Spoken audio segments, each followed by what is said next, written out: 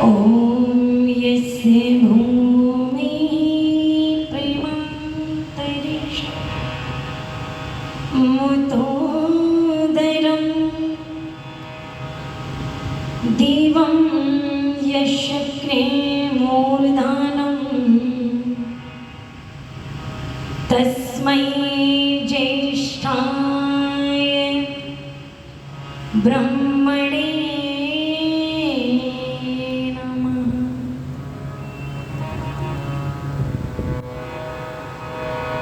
बह रही सत्संग गंगा तो नहाता क्यों नहीं। भाग्य तेरा सो रहा इसको जगाता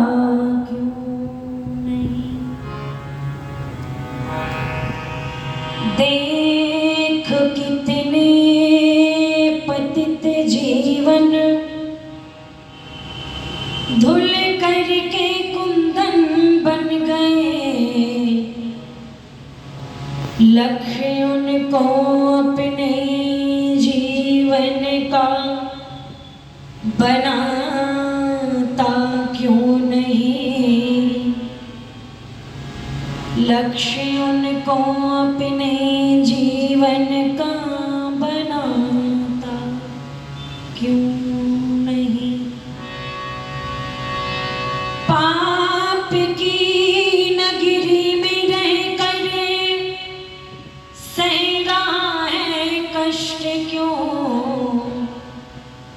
धर्म की दुनिया बसा आनंद पाता क्यों नहीं।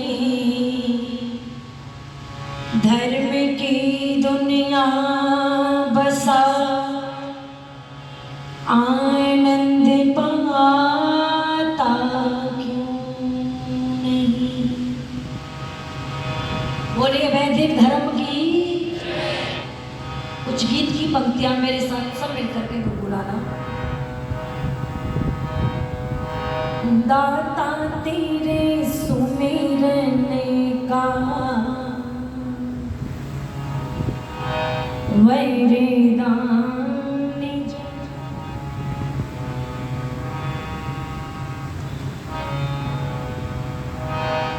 दाता तेरे सुमिरने का दाता तेरे सुमिरने का वरदान जो मिले जाए। दाता तेरे सुमिरने का दाता तेरे सुमिरने का वरदान जो मिले जाए। दाता तेरे सुमिरने का दाता तेरे सुमिरने का वरदान जो मिले जाए। तालियां खोल के और मुंह से मेरे सामने करके सब साथ में एक साथ ताली। दाता तेरे सुमिरने का दाता तेरे सुमिरने का वरदान जो मिले जाए। दाता तेरे सुमिरने का वरदान जो मिले जाए।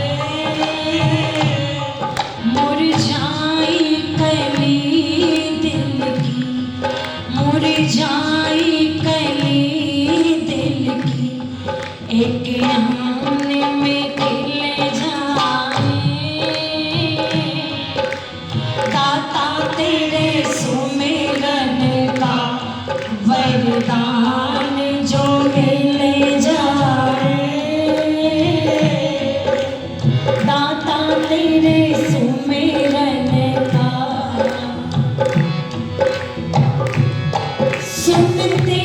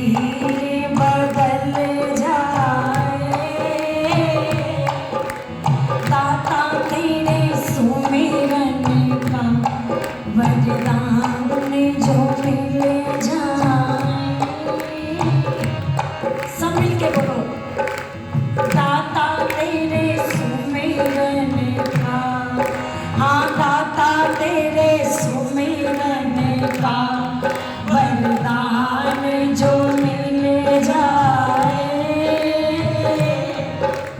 दाता तेरे सुमिरन का।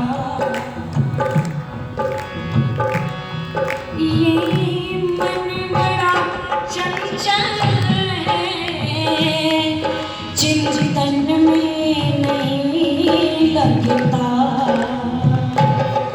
ये मन बड़ा चंचल है, चिंतन में नहीं लगता। जितना इसे समझाऊं, जितना इसे समझाऊं, उतना ही मचल जाए। दाता तेरे सुमिरन का वरदान जो मिल जाए, दाता तेरे सुमिरन का।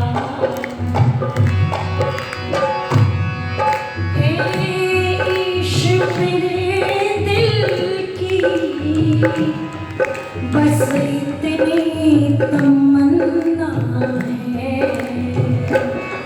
हे नाथ मेरे दिल की,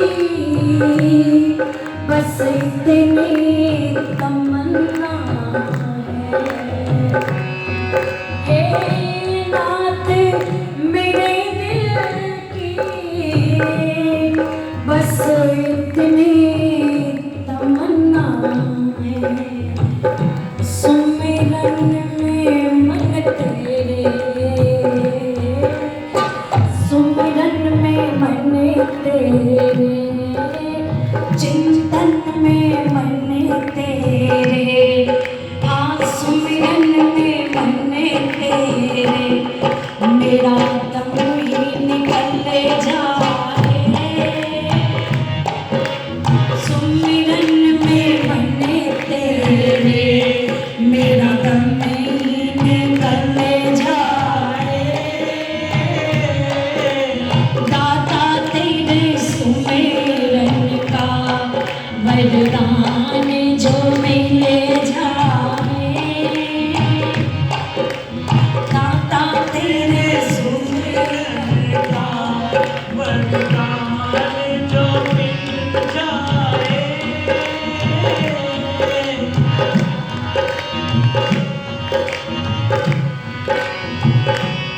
श्री राम कृष्ण जैसे महापुरुष हमें दे दो। श्री राम कृष्ण जैसे महापुरुष हमें दे दो। श्री राम कृष्ण जैसे महापुरुष हमें दे दो। गुरुदेव दयानंद से ऋषि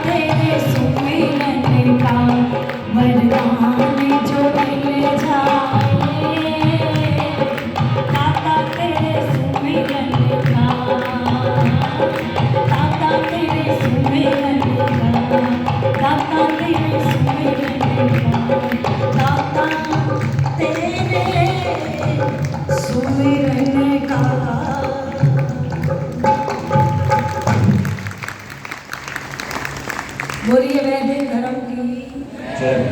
बोलिए मर्यादा पुरुषोत्तम श्री रामचंद्र महाराज की बोलिए योगीराज श्री कृष्णचंद्र महाराज की जय। बोलिए महर्षि दयानंद महाराज की जय हो। मंच पर उपस्थित आदरणीय स्वामी जी महाराज जिन्होंने बहुत सुंदर भजन उपदेश मेरे से बोल रखे, आदरणीय श्री कर्मवीर जी आइए इस श्रावणी महाकर्म पर्व पर नागौर गेट आर्य समाज में जिनके बहुत सुंदर प्रवचन चल रहे हैं, आर्य जगत की मूर्धन विद्वान व्याकरण आचार्य आचार्य श्री शमी जी, आदरणीय भाई मनोज आर्य जी, इस आर्य समाज के यशस्वी मंत्री आदरणीय नरेंद्र जी, प्रधान जी, कोषाध्यक्ष, कार्यकारिणी के सभी सदस्य आदरणीय श्री दलवीर आर्य जी, जिनके नाम से मैं परिचित नहीं, यहाँ बैठे हुए सभी धर्मनिष्ठ बंधुओं, पूजनीय वंदनीय मातृशक्ति,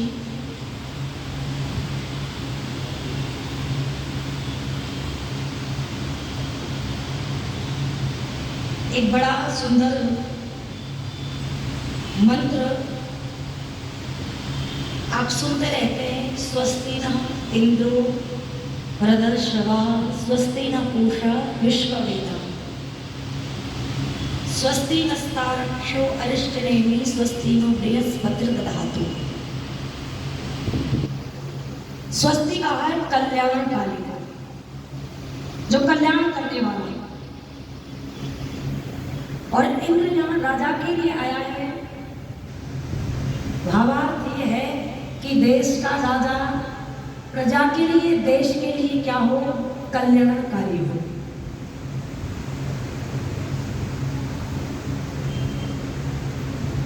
स्वस्ति न पूषा विश्ववेदा,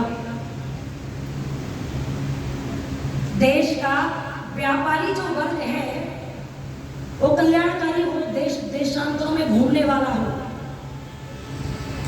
अरिष्ट नहीं, कर्मचारी वर्ग भी कल्याणकारी हो, और अंत में सबसे बड़ा ब्राह्मण वो कल्याणकारी हो देश के लिए। ये चार महत्वपूर्ण बातें इस मंत्र में आई हैं। आइए थोड़ी सी चर्चा, राजा कैसा होना चाहिए, राजा के मन में, मस्तिष्क में देश प्रजा के लिए क्या नीतियां होनी चाहिए। सूर्यदेव त्रिपाठी एक बहुत बड़े लेखक हुए हैं हिंदी साहित्य के।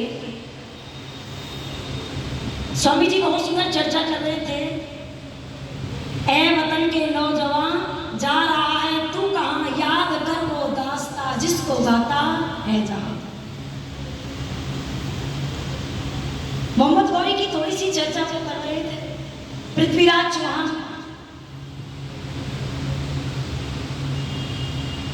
कहते हैं लोग प्राय की 16-17 बार पकड़कर मोहम्मद गौरी छोड़ दिए। ऐसा लोग गाते हैं, ऐसा लोग कहते हैं। आप कर्नल टाट का इतिहास पढ़कर के देखेंगे तो आपको पता चलेगा कि मोहम्मद गौरी और पृथ्वीराज चौहान का कितनी बार युद्ध हुआ, केवल 2 बार युद्ध हुआ। पहले जब युद्ध हुआ तो इस मोहम्मद गौरी को हमारे देश के क्षत्रिय राजा ने बंदी बना लिया। ये बड़ा चालाक था, इसने माफी मांगी, कान पकड़े, हाथ जोड़ के नाक रगड़ी,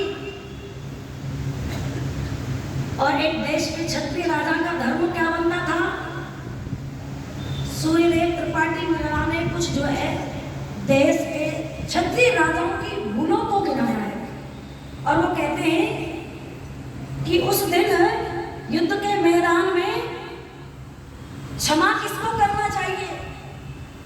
धर्म के जो 10 लक्षण है उसमें दूसरा लक्षण क्षमा, स्वापराधी को क्षमा करना चाहिए। जैसे मुझे किसी ने गाली दे दी, मुझे किसी ने कठोर शब्द बोल दिए, मेरा व्यक्तिगत कोई अपमान किया है तो उस व्यक्ति को क्षमा करना चाहिए। जैसे ऋषि दयानंद ने, किसी ने सांप फेंके, किसी ने विश्व भर में प्याले पिलाए। लोगों ने कहा कि हम कारागार में डाल देते, तो स्वामी दयानंद कहते हैं कि मैं लोगों को कारावास में डालने के लिए नहीं आया, बंधन में डालने के लिए नहीं आया, मैं तो बंधन से मुक्त कराने के लिए आया हूँ। छोड़ दिया। जगन्नाथ को भी कंबल और रुपया देकर के नेपाल के लिए भेज दिया। ये है स्व अपराधी को क्षमा कर देना। किंतु कोई दुष्ट प्रवृत्ति का व्यक्ति, कोई अपराधी व्यक्ति यदि हमारे देश में आकर के गलत दृष्टि से इस देश की संपदा को लूटता है, इस देश की बहन बेटी की इज्जत के साथ खिलवाड़ करता है, यहाँ पर क्रूर दृष्टि रखता है, धरती को हड़पना चाहता है, तो राजा का कर्तव्य बनता है कि तत्काल युद्ध भूमि में जो है उसको मौत की घाट उतार देना चाहिए। उस समय देश के राजा ने बहुत बड़ी, क्षत्रिय राजा जिसको कहा जाता है पृथ्वीराज चौहान, उसने बहुत बड़ी भूल की और वो ये की कि एक हाथ आए हुए दुश्मन को उसने क्षमा याचना जब मांगी तो उसे छोड़ दिया। इतिहास के पन्नों में ये राजा की बहुत बड़ी भूल। आगे चल के ये मोहम्मद गौरी जो है जब दूसरी बार पृथ्वीराज चौहान के ऊपर आक्रमण करता है तो योजनाबद्ध तरीके से इसने अफगानिस्तान से एक जासूस को भारत में भेजा। उसका नाम क्या था बहनों बेटियों? जिसकी दरगाह बनी हुई है अजमेर में, जिसे क्या कहते हैं, मोइनुद्दीन चिश्ती। वो कितना शरीफ था और इस देश का विचित्र प्रोटोकॉल है कि उस शरीफ पर जाकर के प्रधानमंत्री को भी चादर चढ़ानी ही चढ़ानी है। ये दुर्भाग्य इस देश का है। मोहम्मद गौरी ने इस मोइनुद्दीन चिश्ती नाम के व्यक्ति को जासूस बना करके भारत भेजा। उस समय पृथ्वीराज चौहान और जयचंद का वह मनुष्य था। इसने राजा की सारी गुप्त सूचनाओं को मोहम्मद गौरी के पास पहुंचाने का कार्य किया। ठीक समय को देख करके जब इस मोहम्मद गौरी ने पृथ्वीराज चौहान के ऊपर आक्रमण किया तो दूसरे युद्ध में योजनाबद्ध तरीके से जब युद्ध उसने लड़ा तो पृथ्वीराज चौहान को बंदी बना लिया। उस समय पृथ्वीराज चौहान कहता है कि मैंने भी छोड़ा था तुझे, मुझे छोड़ दे। तो वो ये कहता है कि ये तुम्हारी युद्ध नीति कहती होगी कि हाथ आए हुए दुश्मन को छोड़ देना चाहिए, किंतु हमारी युद्ध नीति ये नहीं कहती। कहते हैं तत्काल उसी समय लोहे के दो गर्म सरिये कराए और पृथ्वीराज चौहान की आंखों में घुसेड़ दिए गए। तत्काल वही उसी समय पृथ्वीराज चौहान को मौत की घाट मोहम्मद गौरी ने उतार दिया। आज जाकर के देखना, कभी आप नेट पर सर्च करके देखना गूगल पर, पृथ्वीराज चौहान की जो समाधि उन लोगों ने बनाई हुई है, कहते हैं वहां एक बहुत बड़ा जूता रखा हुआ है। वो इधर से उधर से निकलते हैं तो 6-7 जूता जो है हमारे क्षत्रिय राजा की कब्र पर, समाधि पर वो लोग देकर के निकलते हैं। और ये जो मोइनुद्दीन चिश्ती जो क्या बन के आया था, जासूस बन करके आया था। आप इतिहास के पन्नों को पढ़ करके देखना, जब पृथ्वीराज चौहान की मृत्यु कर दी गई युद्ध के मैदान में, उस समय इस मोइनुद्दीन चिश्ती नाम के जासूस ने 1 नहीं, 2 नहीं, 1 लाख नहीं, 2 लाख नहीं, 50 लाख नहीं, इतिहास साक्षी है कि 90 लाख हिंदुओं को तलवार की धार पर मुसलमान बनाया। कितनों को? 90 लाख हिंदुओं का धर्म परिवर्तन कराया। जो पृथ्वीराज चौहान की धर्मपत्नी थी संयोगिता कहते हैं, उसको निर्वस्त्र करके मोहम्मद गौरी की सेना में सामूहिक बलात्कार के लिए फेंक दिया। अच्छा बताओ, वो लोग अपने धर्म के प्रति ज्यादा ईमानदार है या हम हैं? ऐसा लगता है कि वो लोग अपने धर्म के प्रति ज्यादा ईमानदार हैं। आज अजमेर के अंदर जब उनका मेला भरता है उस मोइनुद्दीन चिश्ती का, तो ये हिंदुओं के लिए डूब कर मर जाने की बात है कि उस मजार पर जो है, उस शरीर पर जो है चद्दर चढ़ाने वाले 40% कौन होते हैं? हिंदू होते हैं 40%। और 60% मुसलमान होते हैं। इस देश के अंदर लव जिहाद के नाम पर लाखों बहनों को, हिंदू बेटियों को विधर्मी बना दिया जाता है। सूटकेस में टुकड़े टुकड़े करके बेटियों की बोलो लाश मिलती है कि नहीं मिलती? कहीं फूड जिहाद के नाम पर इनका जो एजेंडा चल रहा है ना, हिंदू तो वो है, आलू कहते हैं इसे कि किसी भी सब्जी में बना लो, जो जागा हुआ हो उसे, जो सोया हुआ हो उसे तो जगाया जा सकता है, पर जो करवटें बदल रहा हो क्यों? जो सोया हुआ है उसे तो जगा सकते हैं, किंतु जो करवटें बदल रहा हो, जो पहले से जगा हुआ हो, उसे जगाया जा सकता है क्या? नहीं जगाया जा सकता।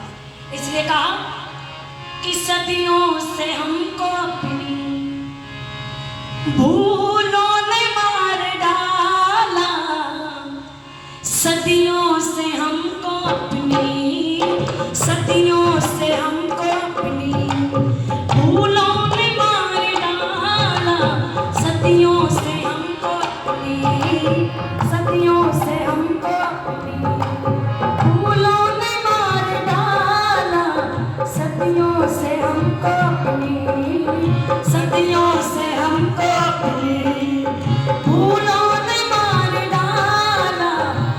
भूलों से बच गए थे, कांटों से बच गए थे, कांटों से बच गए थे, भूलों ने मार डाला, कांटों से बच गए थे, कांटों से बच गए थे, भूलों ने मार डाला, सदियों से हमको अपनी, सदियों से हमको अपनी भूलों ने मार डाला, सदियों से हमको समझौता हो गया था फांसी की रस्सियों से, समझौता हो गया था फांसी की रस्सियों से, सावन में नई दुल्हन को, सावन में नई दुल्हन को झूलों ने मार डाला, सदियों से हमको अपनी, सदियों से हमको अपनी भूलों ने मार डाला, सदियों से हमको अपनी, सदियों से हमको अपनी।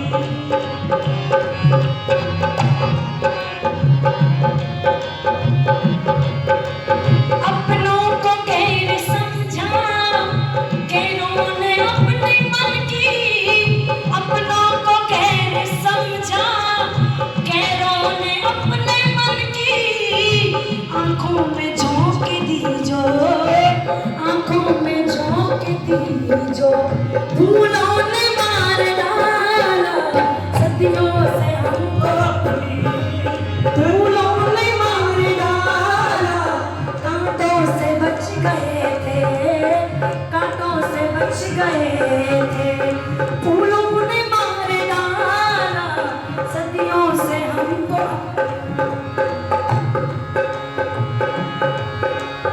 कोई कितना भी बुरा हो उस पर रहम था, कोई कितना भी बुरा हो उस पर भी रहम था, हम इस उदारता के, हम इस उदारता के उसूलों ने मार डाला, सदियों से हमको अपनी भूलों ने मार डाला, कांटों से बच गए थे, कांटों से बच गए थे, फूलों ने मार डाला, सदियों से हमको।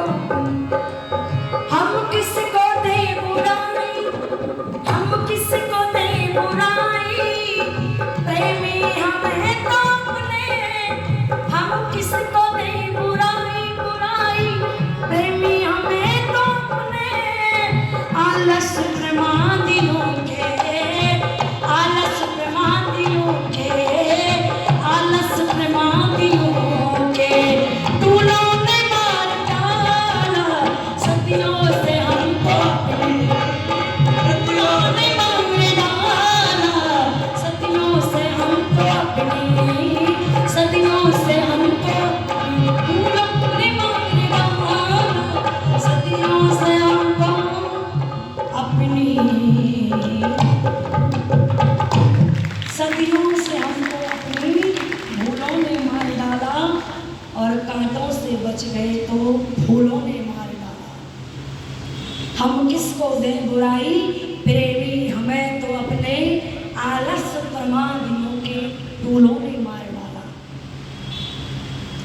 एक क्षत्रिय राजाओं की श्रृंखला में आप सृष्टि के आदि में जाकर के देखेंगे तो पता चलेगा, मानधाता च महीपति कृत युवा अलंकार राजभूतो गत्वा। पृथ्वी का स्वामी कौन? मानधाता, जो मनु का वंशज। जब एक वेद, एक संस्कृति, एक धर्म को मानने वाले लोग थे, तो पूरे के पूरे रघु, मानधाता, मनु और मनु के बाद में रघु, जो अखंड भारत, ये श्रृंखला है एक क्षत्रिय राजाओं की। रघु ने पूरी पृथ्वी को कितनी बार जीता? 3 बार जीता, 3 बार। अखंड भारत जो रघु ने बनाया वो श्री राम से भी नहीं बना। आप जानना चाहोगे रघु के समय हमारा विस्तार कहां तक था? हमारे देश की सीमाएं कहां तक थी? उस समय 16 महाजनपद हुआ करते थे और उन 16 महाजनपदों की जो परिधि थी ना, तो उसका चक्रवर्ती राजा होता था, वो आर्य राजा, उसको भारतवर्ष कहा जाता था। सबसे पहला उन 16 महाजनपदों में से एक महाजनपद जिसका नाम था मलय महाजनपद, जिसको आज हम मलेशिया कहते हैं। मलेशिया हमारे भारत देश का क्या था? अंग था। दूसरा आता है ताम्पेले, जिसको आज कंबोडिया कहते हैं। और आपको याद होना चाहिए, आप गूगल पर सर्च करके देख लेना, हिंदुओं का सबसे बड़ा मंदिर पूरे विश्व के अंदर कहीं स्थापित है तो कहाँ है? कंबोडिया के अंदर अंकोर वाटिका मंदिर। और आप जानना चाहते हो वो अंकोर वाटिका का जो मंदिर है, विश्व का हिंदुओं का सबसे बड़ा मंदिर, वो किसने बनवाया था? वो काशी के राजा ने बनवाया था। अपनी बेटी का विवाह वहां किया तो कहते हैं उनकी बेटी पूजा अर्चना में बड़ा ही ध्यान रखती थी, उसका मन था, तो राजा ने जो है दहेज के रूप में बेटी को जो है अंकोर वाटिका का मंदिर कंबोडिया के अंदर बनवाया था। अब आप सब जानते होंगे कि कोई मंदिर बनाने पाकिस्तान तो जाएगा नहीं, जाएगा पाकिस्तान के हिंदू राजा मंदिर बनाने के लिए ना। कंबोडिया जो था आज जहां विश्व का सबसे बड़ा हिंदू का मंदिर है, वो कभी भारत का क्या हुआ करता था? हिस्सा हुआ करता था। आप पढ़ करके देखो, चंपा जो आज का म्यांमार है, वो भी भारत का ही हिस्सा था। आप पढ़ करके देखो, स्वर्ण भूमि एक महाजनपद, 16 महाजनपदों में से, जिसको आज क्या कहते हैं? इंडोनेशिया कहते हैं, ये भी भारत का हिस्सा था। और इंडोनेशिया का स्वर्ण भूमि का राजा सुकर्ण, लंबे लंबे कानों वाला, कहते हैं रघु के पास 3 कोटि स्वर्ण मुद्राएं लेकर के रथों में भर के अपनी देवियों को, अपनी रानियों को बैठा करके, अपनी सेना को लेकर के रघु के चरणों में 3 साल का टैक्स भरने के लिए कहाँ आया था?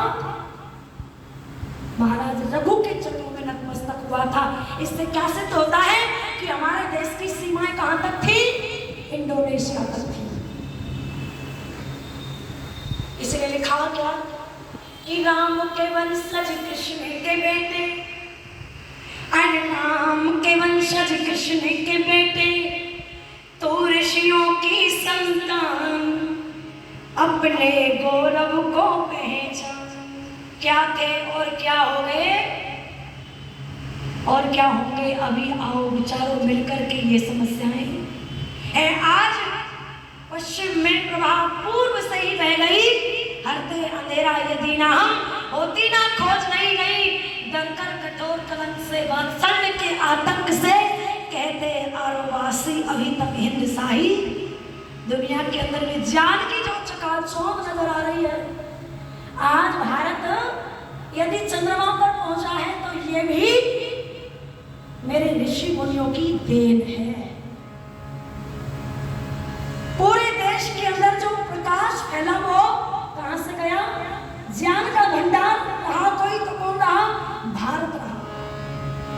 कि राम के वंशज कृष्ण के बेटे, तू ऋषियों की संतान, अपने गौरव को पहचान, तू अपने गौरव को पहचान।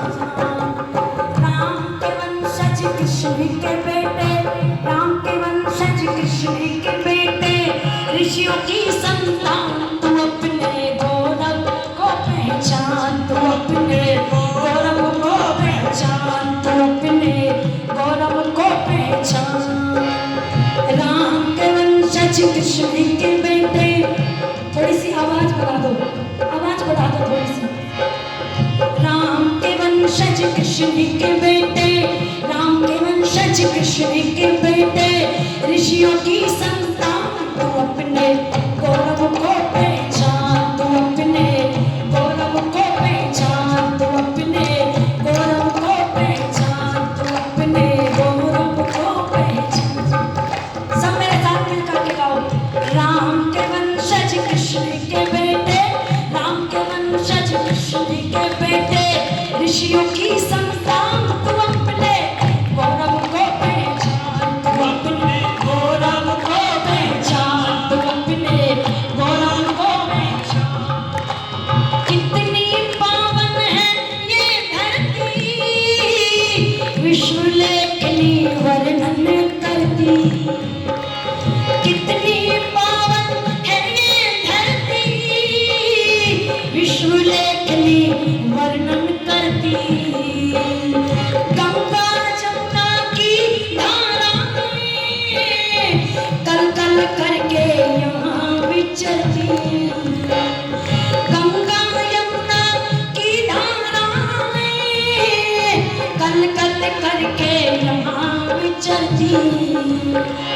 इसी धरा पर दिया प्रभु ने, इसी धरा पर दिया प्रभु ने, मधुर वेद का ज्ञान, तू अपने गौरव को पहचान, तू अपने गौरव को पहचान, तू अपने गौरव को पहचान।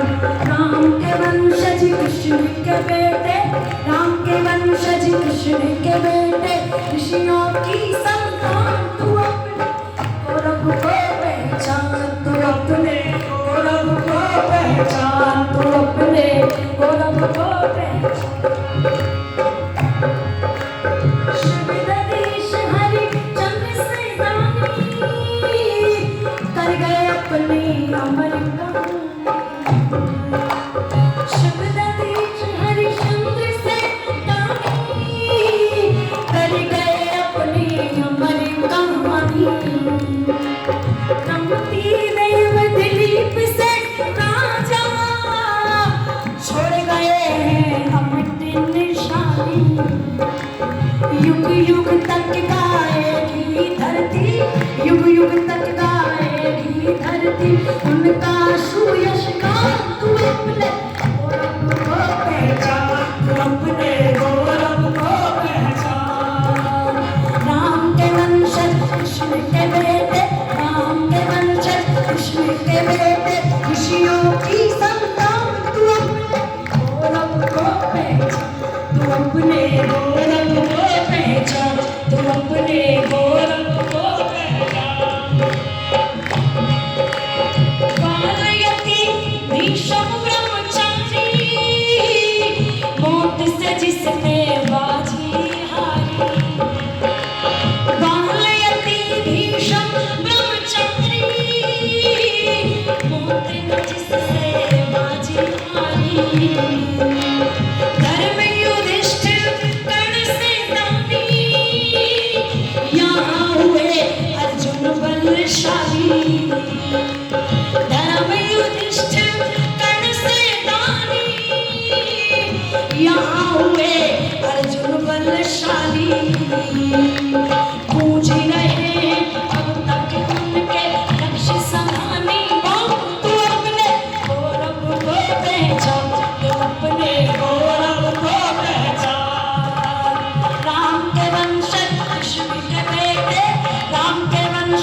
कृष्ण के बेटे ऋषियों की संतान तू अपने गौरव को पहचान तू अपने गौरव को पहचान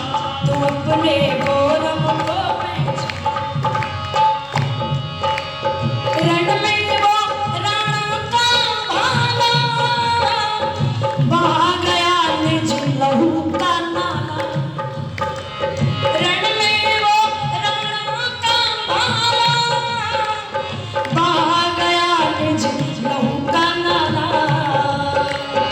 अमर सिंह की तेज कटारी चीर गई सम्राट का ताला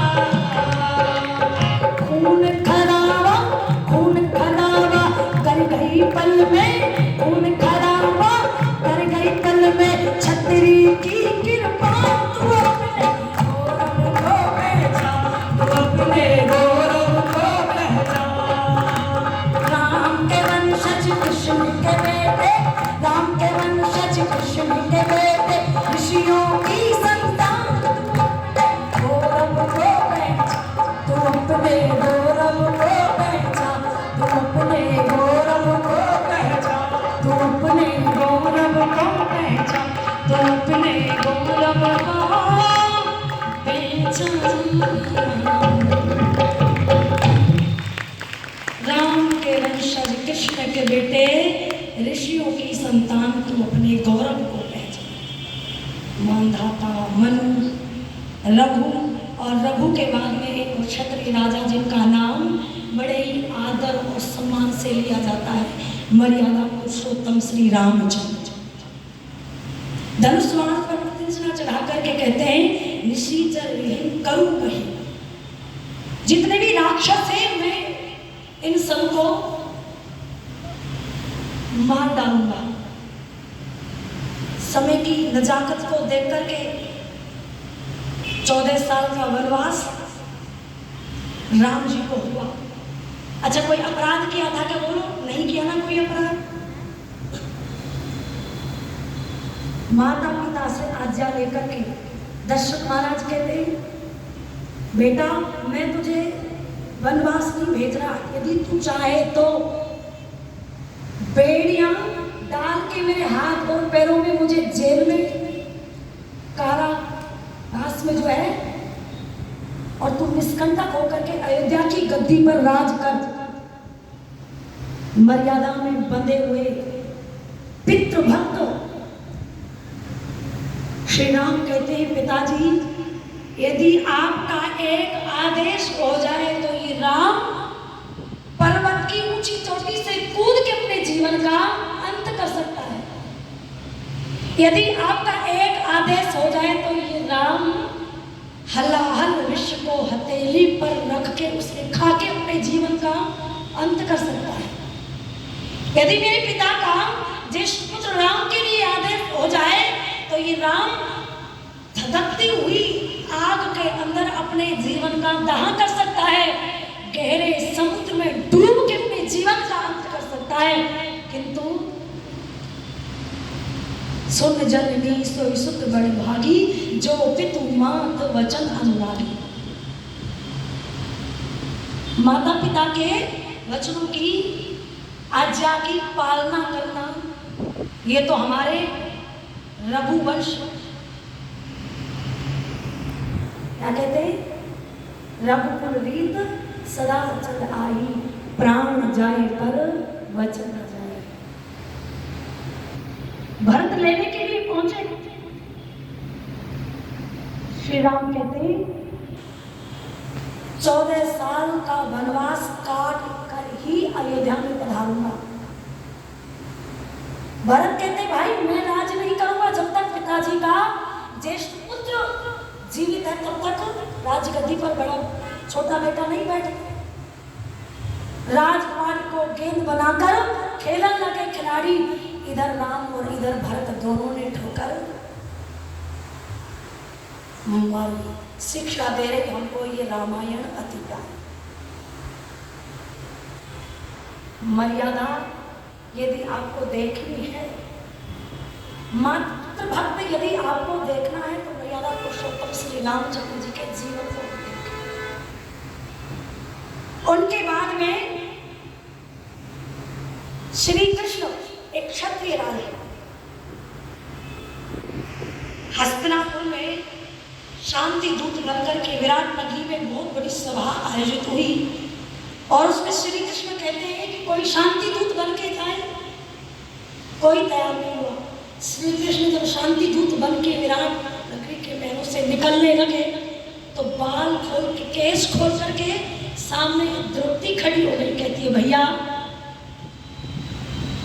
उस नीच दुर्योधन से जो है राज्य की भीख मांगने के लिए जा रहे हो। मैं तो सोच रही थी कि मेरा भाई कृष्ण मेरे अपमान का बदला लेगा। तो उस समय श्री कृष्ण बड़े दूरदर्शी थे, बड़े राजनीतिज्ञ थे। कहते हैं बहन व्यक्ति से बड़ा कौन होता है? देश होता है। देश सर्वोपरि है। ये व्यक्तिगत हानि है, किंतु यदि महाभारत का युद्ध शुरू हो गया तो उस हानि का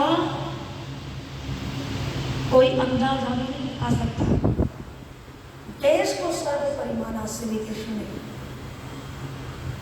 उसके बाद में क्षत्रिय राजाओं की श्रृंखला में महात्मा चाणक्य जिन्होंने चंद्रगुप्त को तैयार किया। कहते हैं महात्मा चाणक्य के समय इतने ईमानदार लोग, ना चोरी है ना व्यभिचार है, घरों के ऊपर कोई ताव नहीं रहा। एक चीनी यात्री आया, बाहर आया, पीने के लिए जल मांगा तो एक बहन ने दूध का गिलास भर के दिया। पायन कहता है कि इतनी सुंदर इस देश की व्यवस्था। चाणक्य जी से जब वो मिले तो वो एक अंधेरे में दीपक जलाकर के कुछ कार्य कर रहे थे। जब चाणक्य के पास में चिड़ियात्री भाईयान का जब नमस्ते आदि बैठना हुआ तो उन्होंने जो है उस दीपक को बुझा करके दूसरा दीपक शुरू कर दिया जलाना। तो कोई यात्री ने पूछा जो चीन से आया था कि मैं जब आया उससे पहले अच्छा वो दीपक जल रहा था, उस आपने वो दीपक बुझा करके दूसरा दीपक क्यों जलाया? तो उस समय महात्मा चाणक्य कहते हैं कि जब आप आए आपसे पहले जो मैं कार्य कर रहा था दीपक के प्रकाश में, वो मैं राष्ट्र का कार्य, देश का कार्य कर रहा था और उस दीपक में तेल भी राष्ट्र का कर रहा था। राष्ट्र की संपत्ति है। अब आपसे मेरी निजी व्यक्तिगत वार्ता होगी तो इस दीपक में जो है मेरा निजी स्वार्थी कमाई का तेल है, इसलिए अब ये दीपक में नहीं जलाया है। अच्छा बताओ आज के नेता सड़क की सड़क खा जाते हैं कि नहीं खा जाते?